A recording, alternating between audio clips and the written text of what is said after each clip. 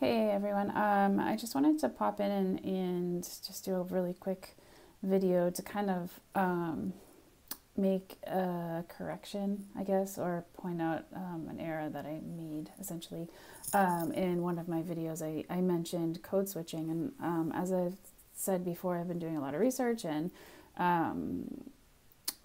doing classes and things in bilingualism, and so I found out that code switching is actually sort of like an older term, and there is something called translanguaging, which I actually do allow, like I do allow the children that I evaluate to translanguage. I just didn't know the term.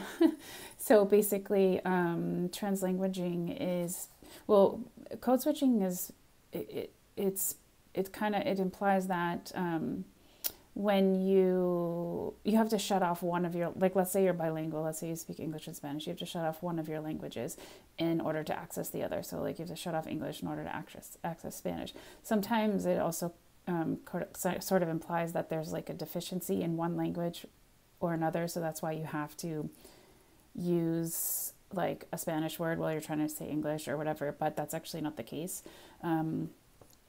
An example of code switching may be something like, me gusta hang out con mis amigos. So you're putting both languages like in one sentence.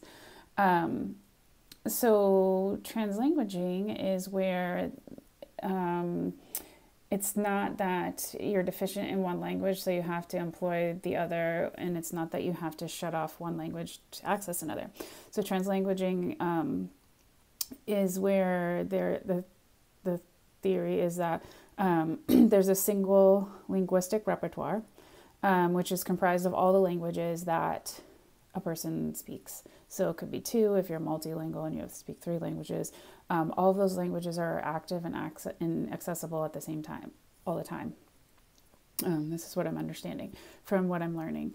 So you can grab words from different languages at any time. And it's actually a really cool thing, and it's just so people access their languages and they're able to speak more effectively. And again, it doesn't imply that they're deficient in any language. They could be completely 100% fluent in all of them.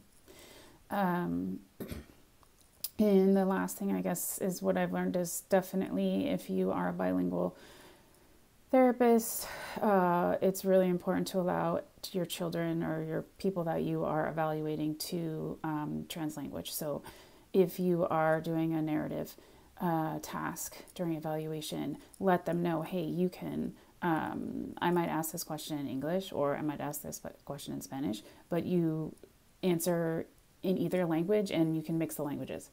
You can answer part English, part Spanish, mix them within the sentence, whatever you want to do. And that's super important to be able to listen to their language and, find out their skills and all that. So that's one of the things I've learned very recently. So I just wanted to kind of make that correction because I know it was like just a few videos ago, I think, that I mentioned code switching. I don't know if anyone noticed, but I did. All right, so I hope you enjoy this, and guys, let me know what you think. If I made a mistake with anything, you can also let me know. All right, take care. Bye, guys.